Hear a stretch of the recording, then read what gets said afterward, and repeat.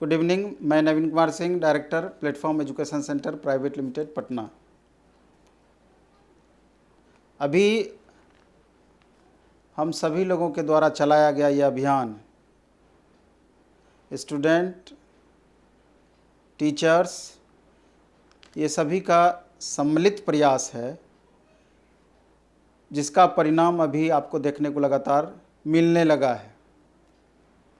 आपका ये अभियान #speak up for SSC railway students ये पूरी तरीके से सफल होता प्रतीत हो रहा है, क्योंकि अभी ये आपका अभियान ट्विटर पर नंबर 1 ट्रेंड कर रहा है इंडिया में, और ये वर्ल्ड लेवल पे 17वें पोजीशन पर है।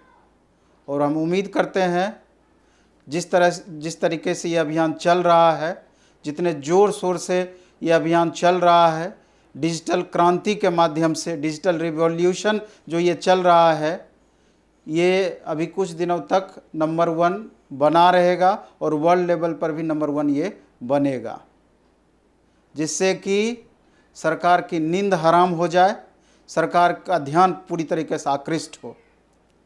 बहुत आप लोगों ने स्टूडेंट को इग्नोर किया, अब स्टूडेंट की बारी है। अगर यूथ जग जाए तो सरकार 1 मिनट टिक नहीं सकती है। और ये अभी बहुत अच्छा मौका है कि बहुत दिनों के बाद इस तरीके से सब एकजुट हुए हैं, और यही आपसी एकता नहीं होने के कारण हमको लगता है कि स्टूडेंट हमेशा से इग्नोर होते रहे हैं। अब जो ये यूनिटी आपका बना है, ये बहुत बड़ा बदलाव का संकेत है, और निश्चित रूप से ये बहुत बड़ा बदलाव लाएगा, क्योंकि गवर्नमेंट अपने हिसाब से काम करती है। तरह तरह के मुद्दे हैं उनके पास, जिसको अमली जामा पहनाया जा रहा है, लेकिन जो काम का मुद्दा होना चाहिए, जो मुख्य मुद्दा होना चाहिए, छात्र जो कि देश की नींव है, उसको पूरी तरीके से इग्नोर किया जा रहा है।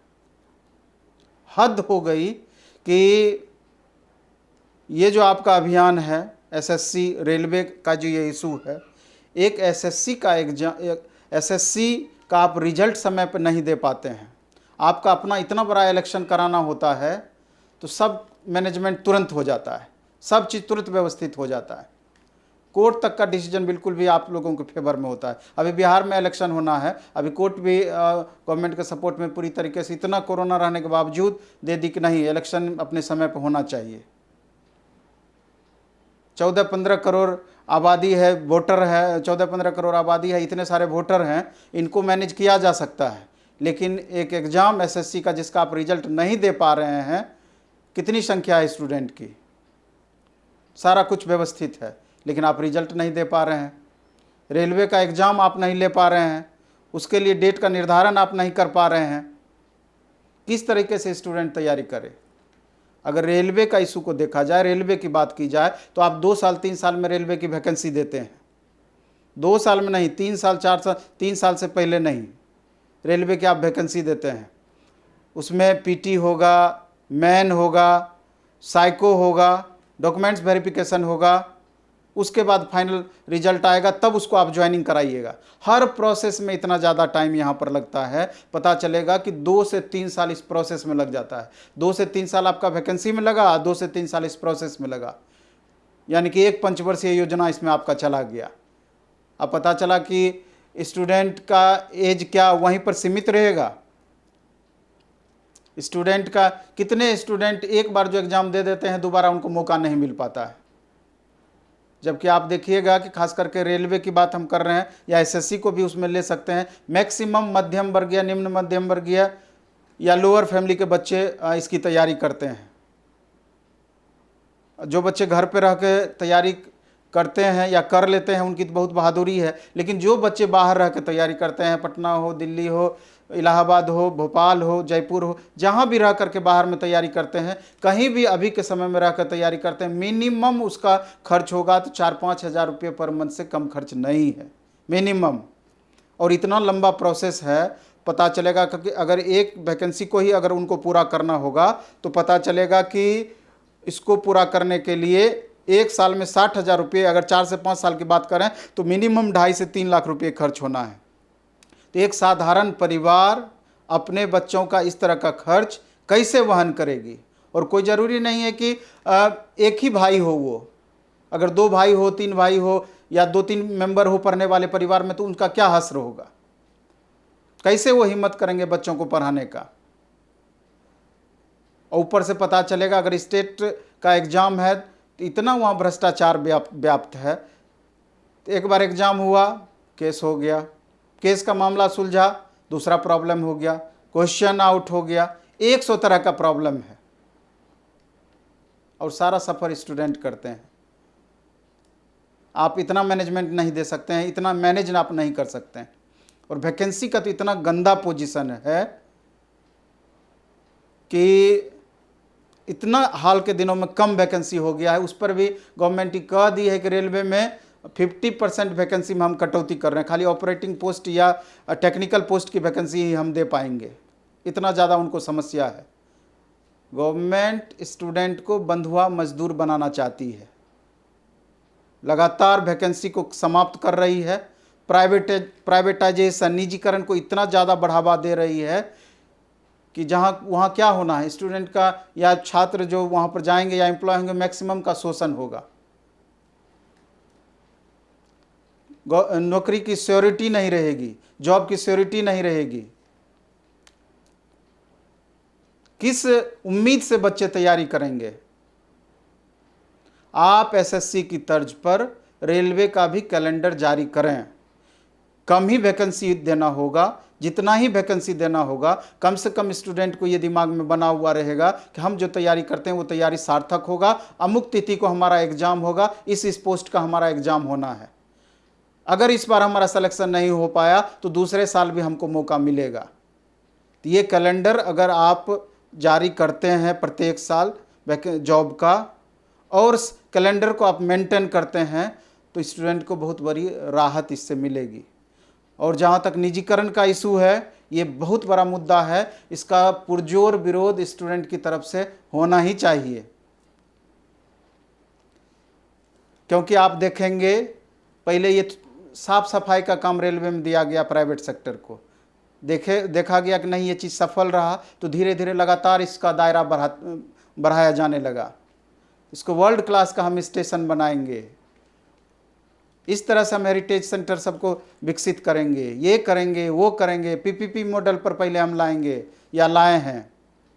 लेकिन धीरे धीरे आप देखिएगा, अभी आप 2-3 दिन पहले की बात है, आप देखे होंगे कि लगातार वायरल हो रहा है कि अदानी का गुड्स ट्रेन लगातार पटरी पे दौड़ने लगा है। क्या गुड्स ट्रेन एक दिन में अदानी का तैयार हो गया होगा कि इसकी तैयारी बहुत पहले से चल रही होगी? बहुत विश्वास करके स्टूडेंट और हम लोगों ने मिल करके सेंट्रल में मोदी जी को लाए, क्योंकि उनसे बहुत उम्मीदें थी। एक आशा थी कि नहीं, देश की उन्नति के साथ साथ हर छोटी छोटी बातों को और हर छात्र के हित को पूरी तरीके से ध्यान में रखा जाएगा। इसी उम्मीद पर लोग वोट किए।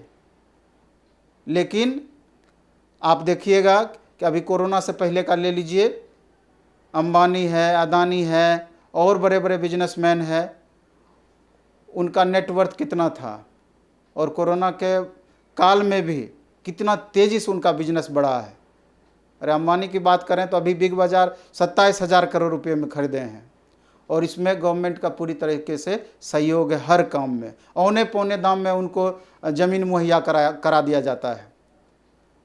ये सरकार पूरी तरीके से पूंजीपति को समर्थन करने वाली, पूंजीवादी व्यवस्था को मेंटेन करने वाली है। गरीब गुरबा आम आदमी को बहुत दिक्कत है। इसलिए अपने हक के लिए आपको लड़ना ही पड़ेगा और गवर्नमेंट को यहाँ पर झुकना ही पड़ेगा। लेकिन यूनिटी जिस तरीके का भी आप दिखा रहे हैं, इसको मेंटेन रखना होगा। सारी डिमांड तब आपकी पूरी हो जाएगी, और होना भी चाहिए। हम धन्यवाद देना चाहेंगे कि जो देश लेवल के, इंडिया लेवल के टीचर्स हैं, चाहे वो सेंट्रल में जो दिल्ली में रह करके टीचिंग कराते हैं, जो ये इस अभियान की शुरुआत किए हैं, उनको धन्यवाद देना चाहेंगे। स्टेट लेवल में भी जो टीचर्स हैं, यूट्यूबर्स हैं, सबको हम धन्यवाद देना चाहेंगे। और सारे छोटे से लेकर के बड़े तक जिस तरीके से पूरे टीचर्स, स्टूडेंट सब एक दूसरे को सहयोग कर रहे हैं, ये सहयोग अपेक्षित है और इसी तरीके से आप कंटिन्यू रखेंगे, क्योंकि स्टूडेंट रहेंगे तभी टीचर का भी रोजी रोटी चलना है, टीचर का भी अस्तित्व कायम रहेगा। इसलिए इस ट्रेंड को आप बनाए रखें और निश्चित रूप से छात्र भी इसमें जिस तरह से सहयोग कर रहे हैं, ये छात्र का ही आंदोलन है। टीचर तो मदद कर रहे हैं, उनको दिशा निर्देश दे रहे हैं, दोनों का म्यूचुअल कॉपरेशन है और हमको पूरी तरीके से उम्मीद है कि ये अभियान आपका कंटिन्यू रहेगा। सीईटी, ये एक झुंझुना आपके हाथ में थमा दिया गया है, कुछ देर तक आपका दिमाग उधर लगे। हालांकि सीईटी अच्छी चीज़ है, लेकिन पहले का जो आप एग्ज़ाम जो कि जिसको आपको कंडक्ट कराना है, पहले उसको तो आप ले लीजिए। इसलिए बहुत अच्छा मौका है आपको, हम लोगों को, कि इस ट्रेंड को कंटिन्यू रख करके एक दूसरे को सहयोग करके सरकार की नींद तोड़ने का प्रयास करना चाहिए। और मीडिया की जहाँ तक सवाल है, पता नहीं लगता है कि ये पूरी तरीके से सारी मीडिया गवर्नमेंट के हाथों बिक चुकी है। सारा जितनी भी न्यूज़ दिखानी, आलतू फालतू न्यूज़ अभी भरा पड़ा है, एक ही मुद्दे को बार बार दिखाया जा रहा है। हम धन्यवाद देना चाहेंगे एनडीटीवी के रवीश कुमार को, जो बीच बीच में स्टूडेंट हित में स्टूडेंट के मुद्दे को दिखाते रहते हैं, लेकिन कितने वैसे पत्रकार हैं। इसलिए आप लोगों से रिक्वेस्ट है कि #speak up for SSC railway student, आपका ये अभियान पूरी तरीके से सफल हो और हम लोग का पूरी तरीके से इसमें सहयोग रहेगा और हम लोग सभी लोग मिल करके इस अभियान को कंटिन्यू रखेंगे। चलिए, धन्यवाद, बेस्ट ऑफ लक, धन्यवाद।